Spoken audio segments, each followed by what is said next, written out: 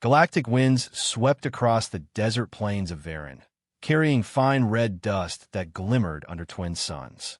The planet's stark beauty had always fascinated Chief Scientific Officer Terran Kazar, whose elongated, reptilian form stood on one of the elevated observation terraces overlooking the massive landing field. His wide-set eyes, with vertically slitted pupils, took in the spectacle of dozens of vessels descending from the sky, each ship reflecting the technology and cultural flourishes of its respective species. A million tiny details, rotational thrusters, hull materials, the arrangement of landing gear, immediately formed in Terran's mind, cataloged and analyzed. In just a few hours, the 52nd Galactic Classification Test would begin. Every cycle, a different planet was chosen to host this grand assessment of physical prowess. Varan, with its arid climate and minimal humidity, had been declared ideal for the Giga Impact Array, a sophisticated device designed to measure raw physical strength among competing representatives. And Terran, ever the meticulous researcher, was determined that this time, no unforeseen anomalies would skew the data. Standing beside him was Roke Denhir, the security overseer, whose thick, rhino-like hide was a deep slate gray. Roka's powerful arms were crossed over his chest as he surveyed the new arrival below. He had been bristling with tension since dawn, scanning for potential threats. The entire event was a magnet for posturing and hostility. Over the years, more than one confrontation had erupted when a species was displeased with its classification result. But Roke was no stranger to chaos. He had personally witnessed violent outbursts at 4 previous tests, and the old scars across his forearms testified to how close security teams often came to all-out brawls. He had every intention of preventing another outbreak this year. Terran was preoccupied with a data slate, checking calibration reports on the Giga Impact Array. The device, known simply as the GIA, consisted of a towering metal pillar anchored to a basalt platform within a specialized testing dome. Intricate rings of luminous sensors encircled the pillar, designed to register force levels across 7 distinct thresholds. In theory, it was robust enough to withstand the most powerful beings in the galaxy. Terran frowned slightly, recalling Roka's earlier remark. What if a species shows up and shatters all your predictions? Terran's professional pride bristled at the thought.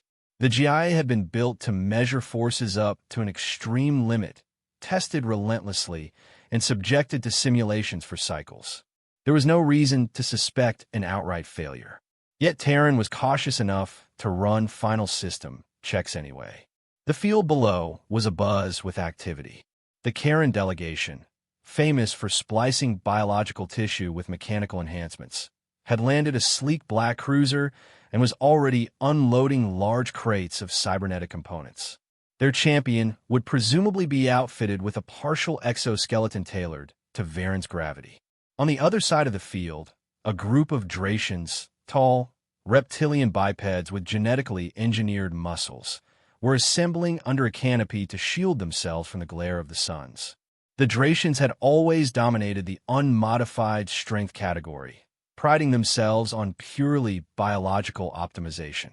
The Mechid, an entirely synthetic species, had arrived earlier that morning. They had marched out in perfect unison, steel limbs reflecting Varan's harsh light, and were now stationed near the central testing dome, apparently confident in their position.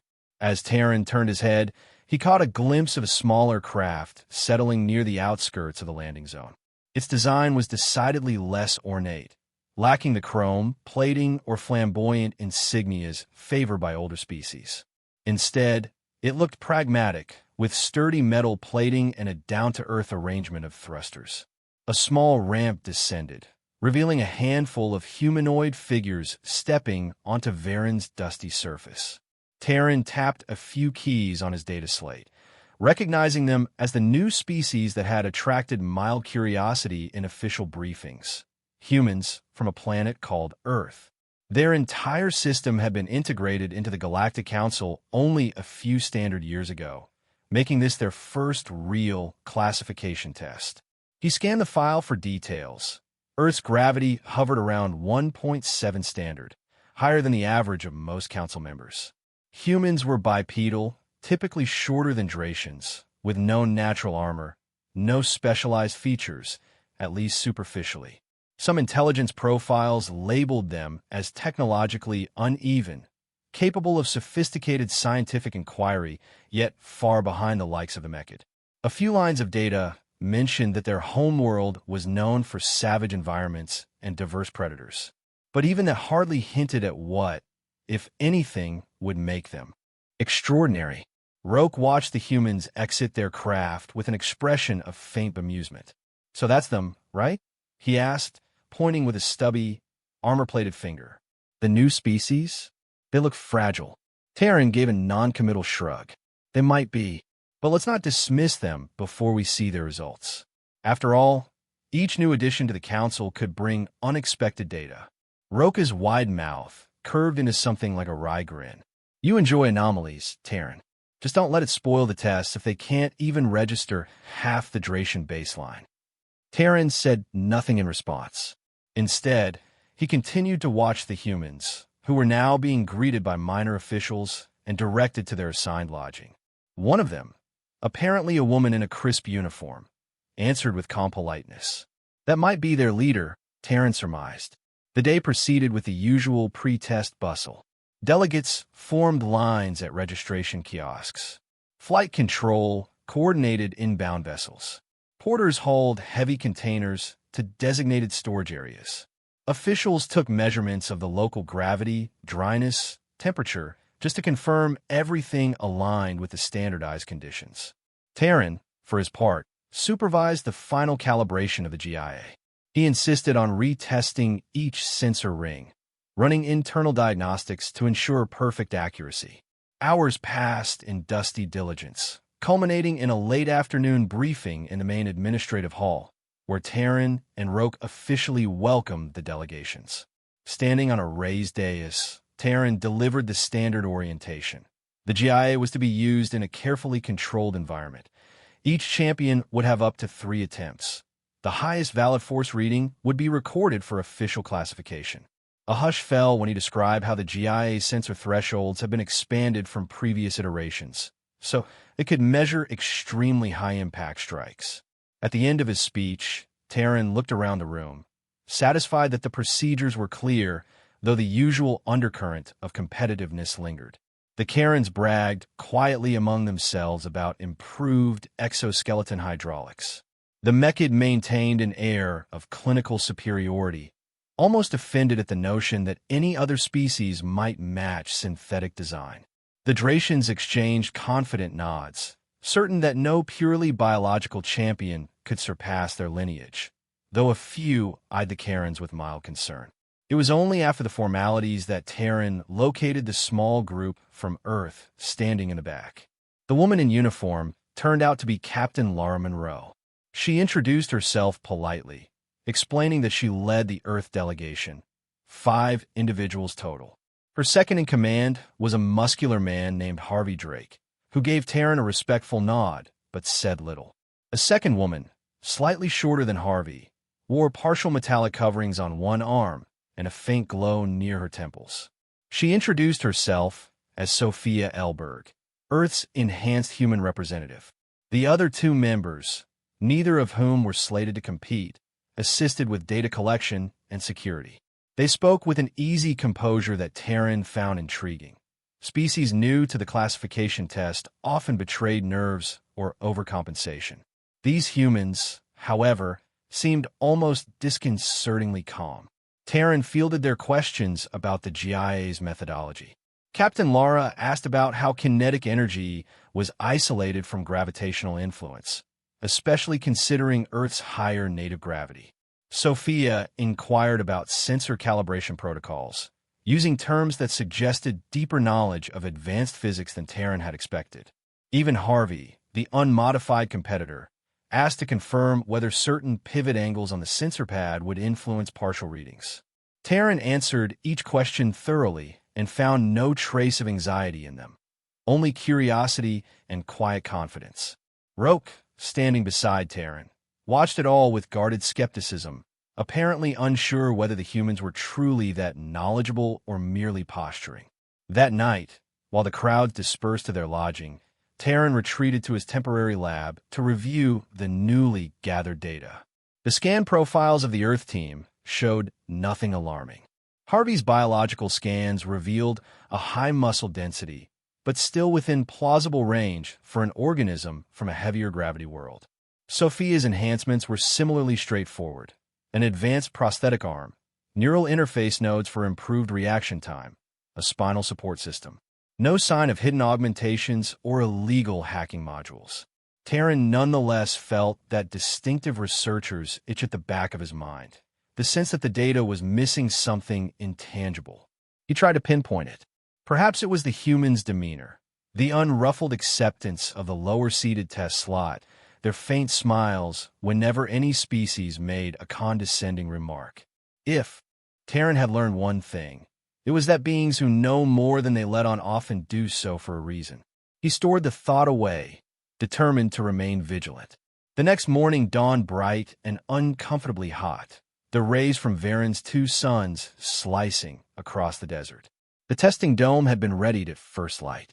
Security drones hovered above it, scanning the perimeter. Roke had assigned squads of enforcers to each entrance. Inside, a central platform encircled the GIA, and tiered rows of seats allowed an audience of officials and spectators to witness each demonstration. One by one, designated species would be called to approach the device, declare whether they were competing in the unmodified or enhanced category, then strike the sensor pad with whatever technique they preferred. The displayed reading would define their ranking. The morning progressed predictably, at least in Terran's eyes.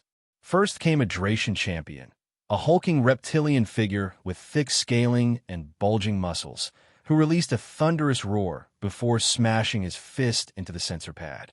The GIA's readout soared, yet remained well within the device's 5th threshold. The Dracians were pleased, confident it would be difficult for any organic competitor to surpass them.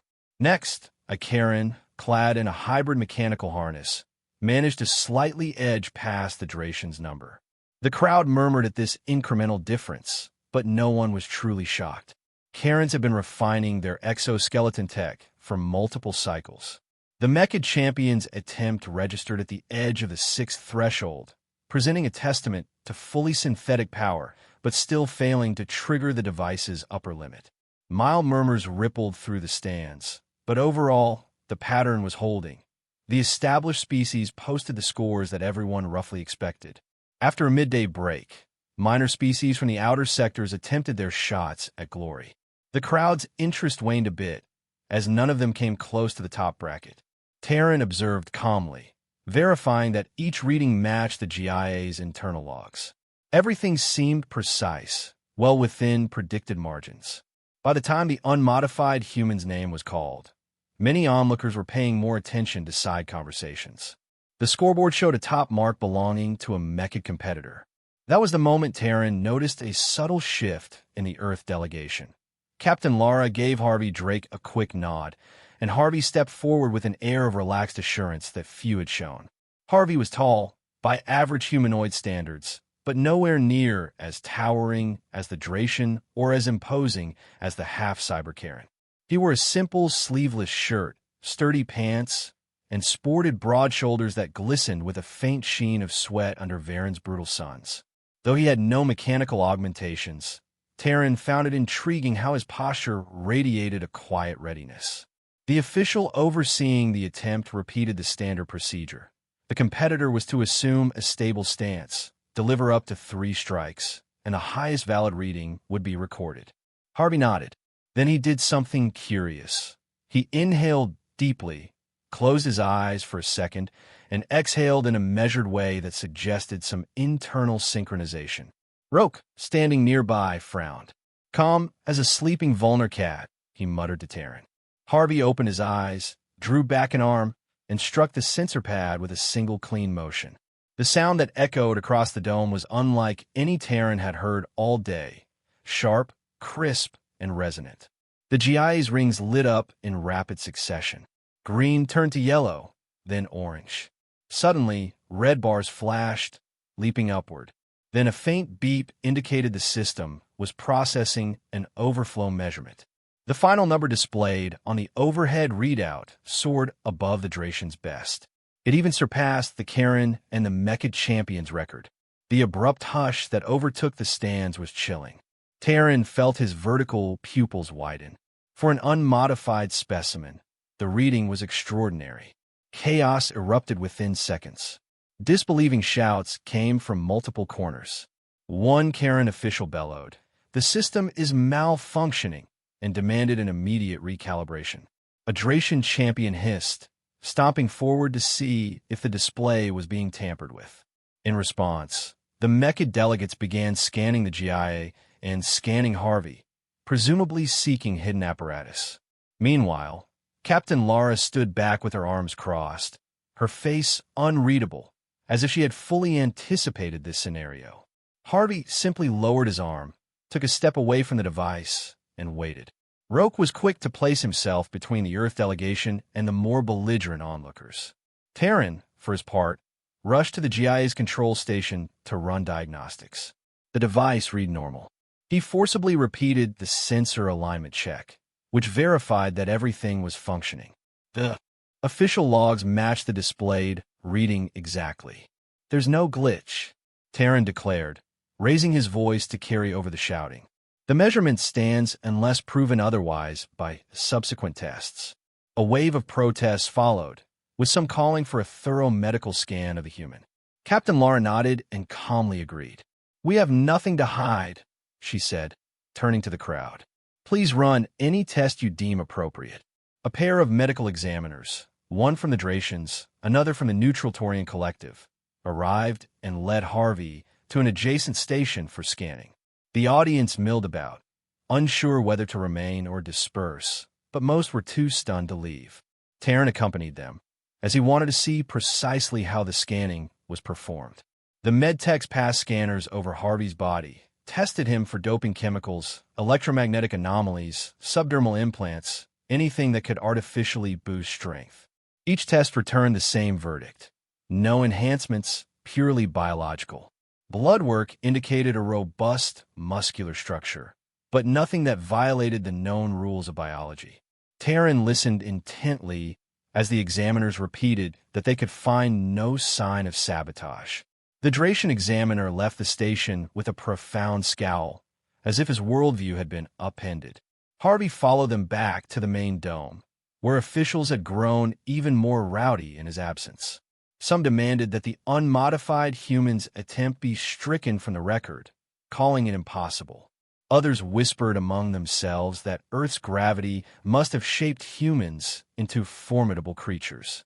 Captain Lara remained poised, explaining to anyone who would listen that Earth did indeed have higher-than-average gravity and a challenging evolutionary path.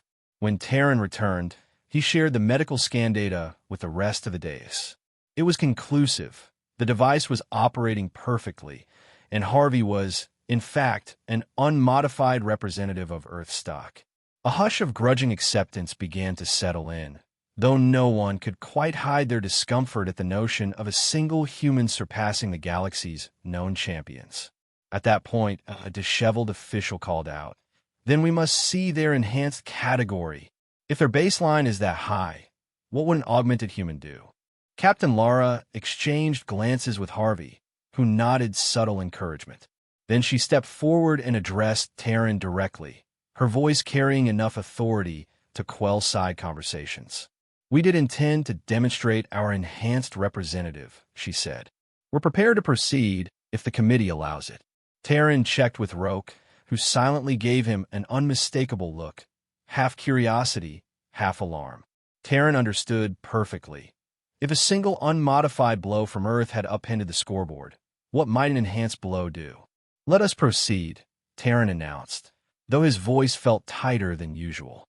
By now, the stands were filling with fresh spectators who had heard the rumors. The story was spreading like wildfire through the entire complex. A new species, humans, had produced a baseline champion rivaling the top scores of heavily modified veterans. Everyone was eager to see the next demonstration. Mechid units filed in silently, cameras whirring as they recorded every angle. Karen scowled, protective of their augmentation prestige. Dracians glowered, arms folded. Across the dome, bright spotlights converged on the GIA, highlighting every scuff and scratch from the day's tests. Sophia Elberg, Earth's enhanced competitor, stepped onto the platform with measured composure. She was slightly taller than the average Earth female, and her dark hair was pulled back into a tight braid. The most striking feature was her left arm. From the shoulder down, it appeared to be an integrated prosthetic made of some polished alloy. Small, luminescent nodes ran along the forearm, pulsing faintly with her heartbeat. The same glow appeared at intervals around her spine and near her temples, where neural interface implants glistened. Her expression was calm as she took in the swirling murmurs of the crowd. Standing off to the side, Terran felt his pulse accelerate. Though he prided himself on rational calm, the tension was palpable. An official repeated the procedure. 3 attempts with the highest valid reading. He asked if Sophia had any disclaimers to declare, chemical boosters, unique hazard controls, but Captain Lara simply answered that standard scanning was enough. The Karen champion, who had earlier posted a top-tier score, scoffed. They used hidden subdermal technology once already, he muttered, glancing at Harvey. Another hissed for him to be quiet. The GIA sensors lit up in readiness, waiting to measure a blow like any other. Sophia rolled her shoulders, exhaled, and then something in her posture shifted. Terran's specialized ocular focus caught a faint flicker of light along her implants. A swirl of energy, perhaps as the mechanical portion integrated with her natural muscles. She sank into a stance that radiated coiled potential. A hush fell, even deeper than before. Then, with astonishing speed, she lunged and struck the sensor pad. Terran's eyes could barely track the motion. A thunderous crack reverberated through the dome, jarring Terran so strongly that he staggered back a step. Sparks spat out of the GIA's top sensor ring, and a jolt of electric discharge zigzagged across the display. Before any alarm could even ring, the entire structure groaned. To Terran's horror, the GIA's main column lurched. Bolts securing it to the basalt platform popped in quick succession. The sensor pad itself caved inward, splitting open, as though hammered by unstoppable force. Then the column snapped sideways, tearing out of its foundation and smashing into the wall behind it. Metal shards clanged across the floor, flung outward in a spray of debris. A thick cloud of dust erupted as the GIA collapsed in a twisted heap, trailing flickering arcs of electricity from severed wires. Half the dome's lights flickered. Spectators gasped, some diving behind barriers. Sophia stood in the center of this ruin, her prosthetic arm still extended, faint wisps of smoke curling from the edges of the sensor pad. She did not appear winded. In fact, she slowly withdrew her fist and stepped back, as if the display had been entirely anticipated. Terran's data slate beeped erratically, trying to process a reading that no longer existed. The GIA was gone, reduced to an unrecognizable wreck. For a moment, no one could speak. Roca's security squads rushed forward, forming a perimeter around the humans. Several onlookers cried out in fear or outrage. A wave of confusion rippled through the stands. Some species tried to retreat. Others shoved forward, furious and incredulous. Then the accusations began. That was sabotage, a Dracian roared. Impossible. No single strike can demolish the GIA, shouted a Karen official, face twisted with anger. Mechid representatives joined in, scanning Sophia's prosthetic for infiltration signals. Another voice hollered for immediate detention of the Earth delegation, while others demanded an emergency council session. Captain Lara calmly took a step forward, hands raised. We're willing to cooperate fully. This demonstration was to show you our integrated enhancement approach. We never intended to damage your equipment. We believed it could withstand any strike. Please do your scans. Her tone was respectful, but many species present flinched as if they had glimpsed a monster. Terran himself was in shock, reviewing the GIA's final data logs on his slate. The readouts had overloaded almost instantly. While normal champions triggered a short spike well within the device's operational range, Sophia's blow had produced a force profile so intense that the internal shock buffers failed. In effect, the unstoppable collision had met an object built to measure everything but that level of raw power.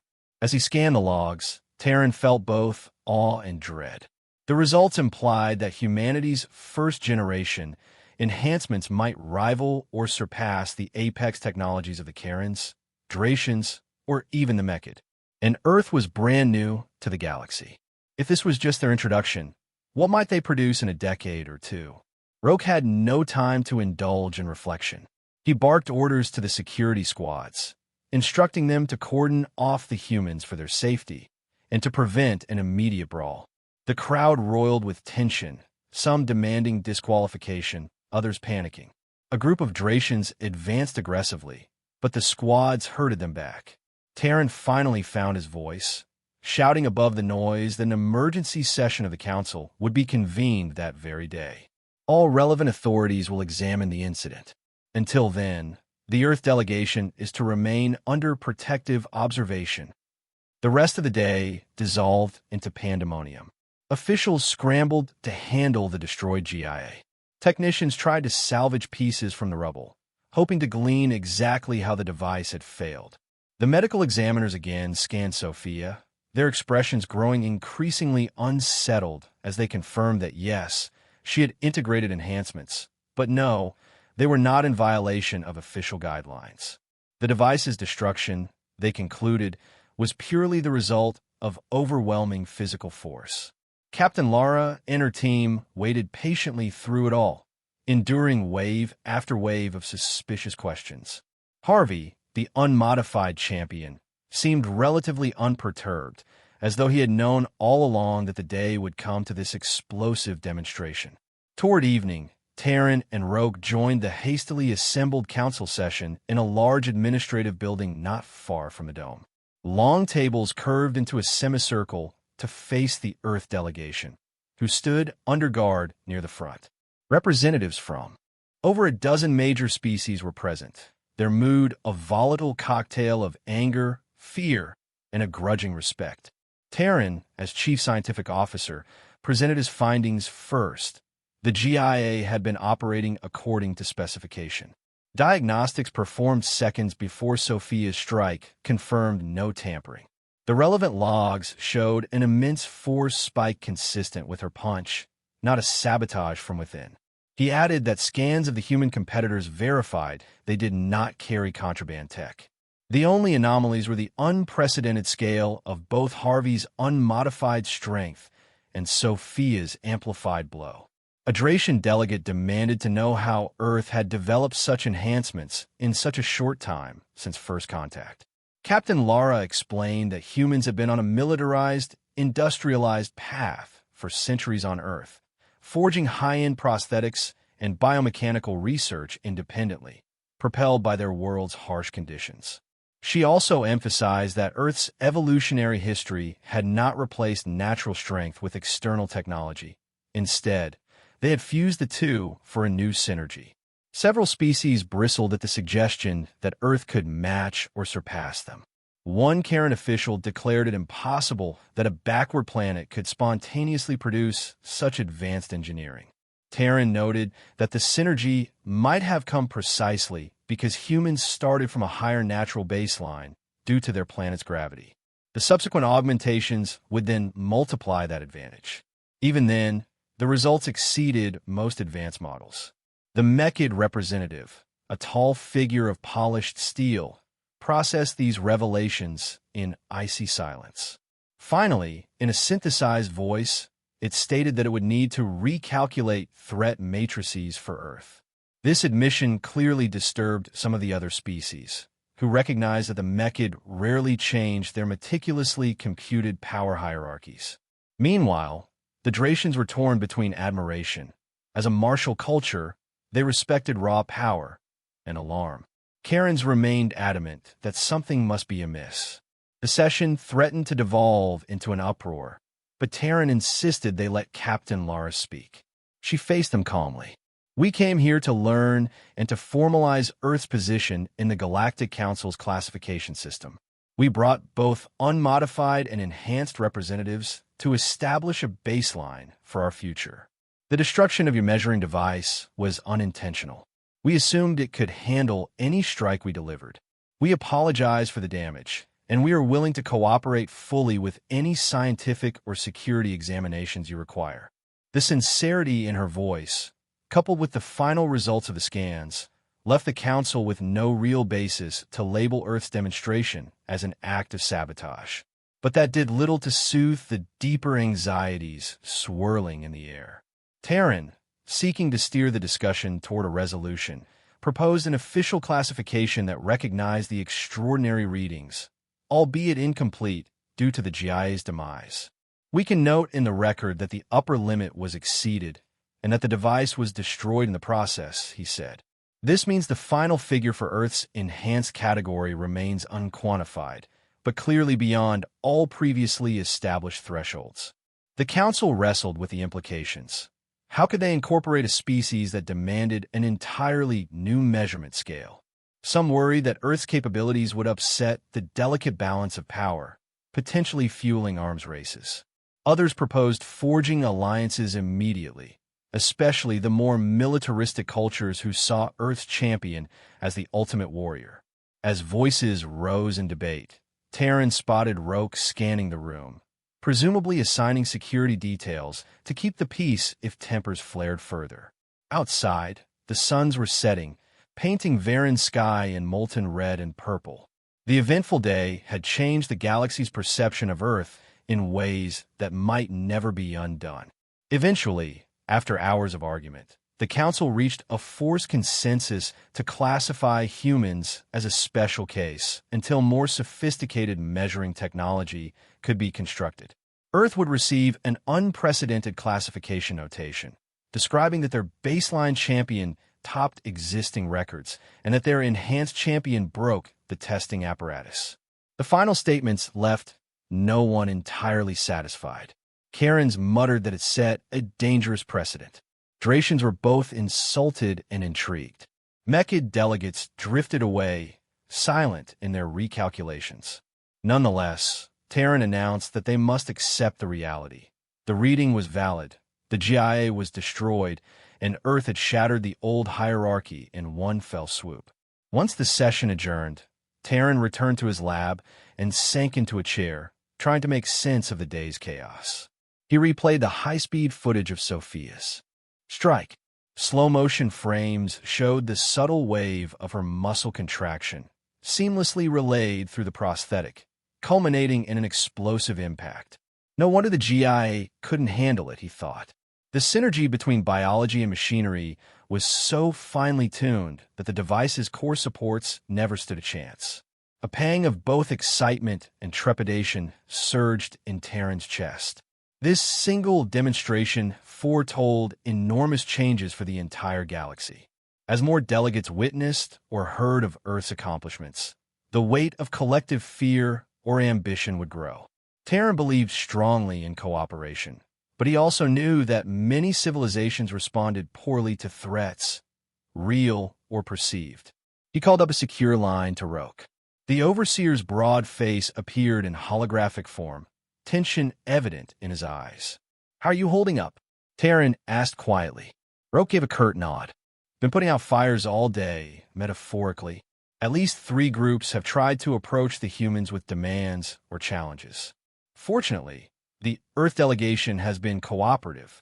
They remain in a guarded facility for now.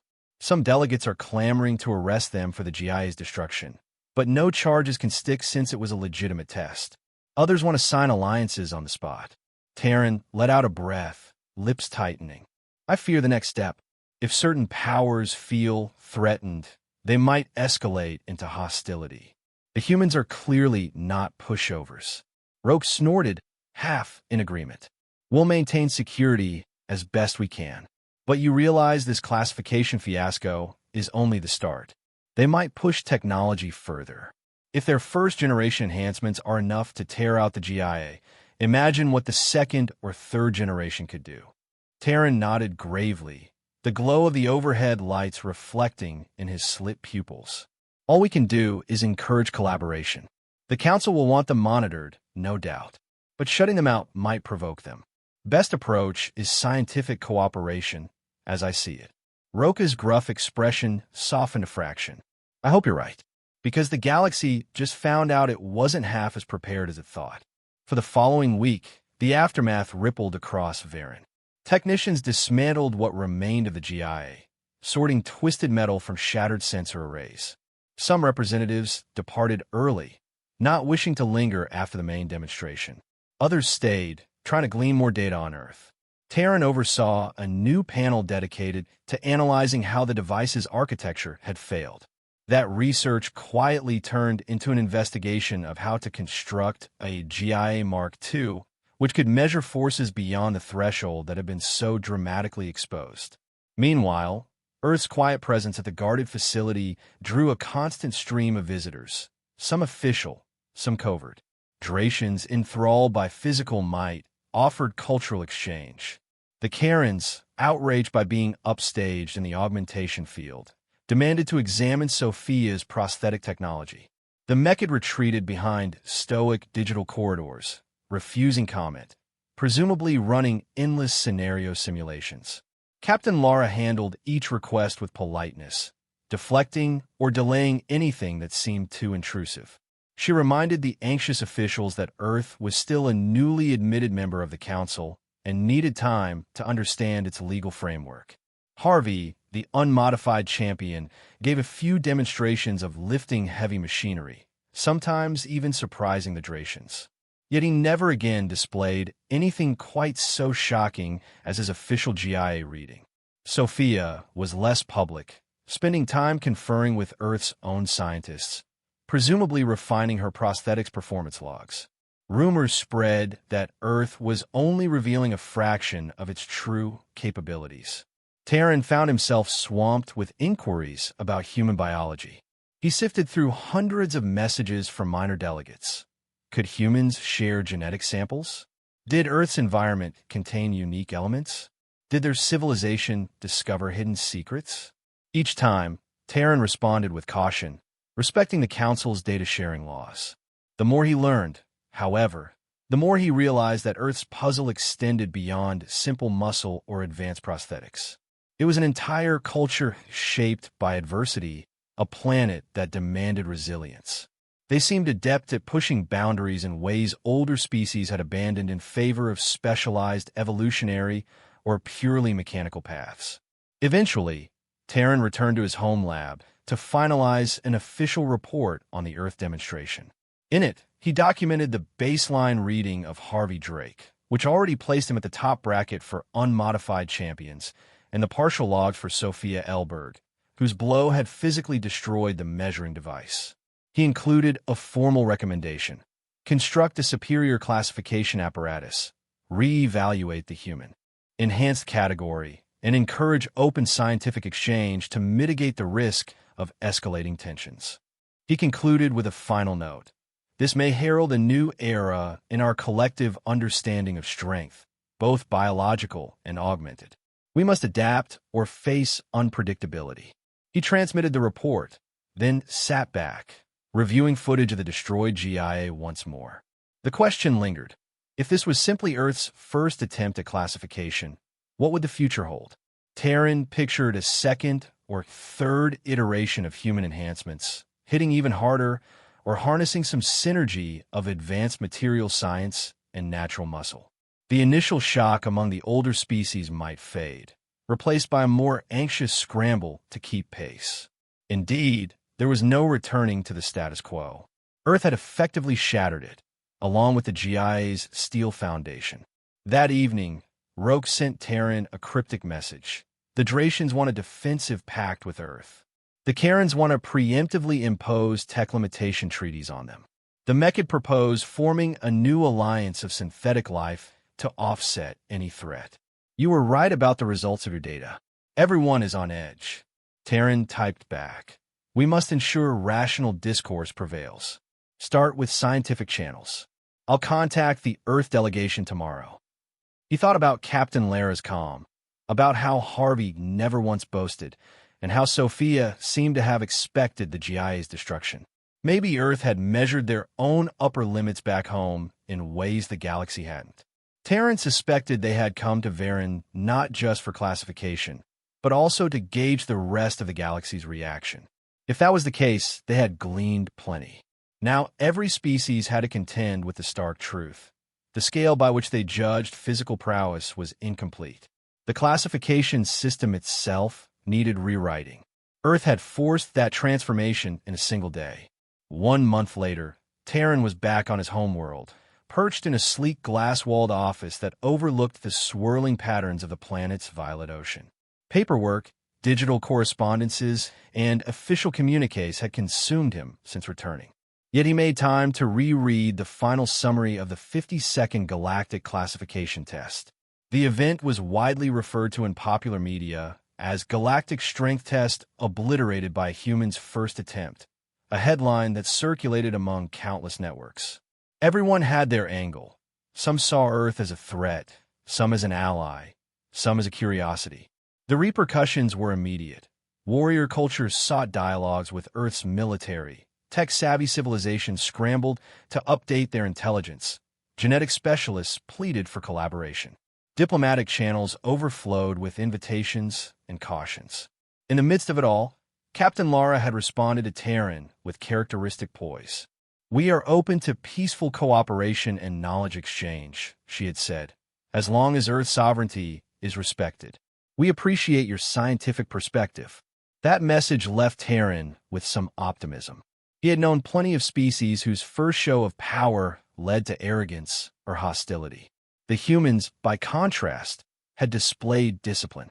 They had even offered to help rebuild a new measuring device. Terran found himself thinking that if any good was to come out of this turmoil, it would require a balanced approach. Human willingness to share some insights, and the rest of the galaxy refraining from immediate suspicion or aggression. As Terran scrolled through the final attachments, a direct comm line from Roke flashed on his console.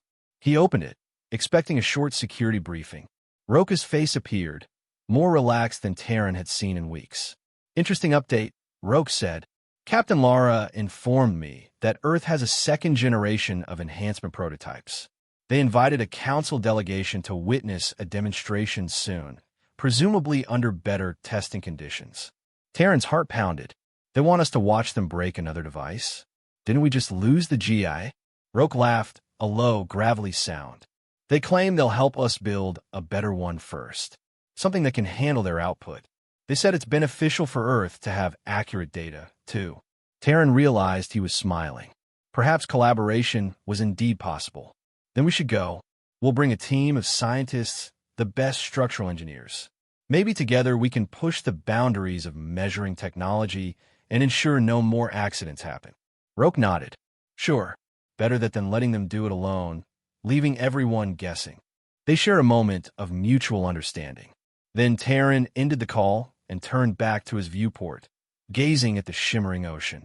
A stray reflection of sunlight reminded him of the metallic glint of Sophia's prosthetic arm at the moment of impact. The metaphor wasn't lost on him. Unstoppable force meeting an immovable object. Except the object wasn't immovable after all. In the swirling complexities of interstellar relations, Earth's emergence as a physically potent newcomer posed a question of how the galaxy would adapt. New alliances, new rivalries, new leaps of technological progress, like it or not, everything had changed. Terran composed his final thoughts into a short personal log. Humanity is not simply strong. They represent the intersection of biology and engineering, a synergy few species have managed without compromising one side or the other. Our classification system was never designed to accommodate that synergy, and now we must evolve or risk irrelevance. He closed the log with a lingering sense of curiosity, even excitement. The next classification cycle would never be the same. Indeed, from now on, strength in the galaxy carried a different meaning. The humans had proved that sometimes a single demonstration could topple an entire framework. And in that fractured space, something new would be built, stronger, more encompassing, and more prepared for the breakthroughs that life in this vast galaxy had yet to reveal.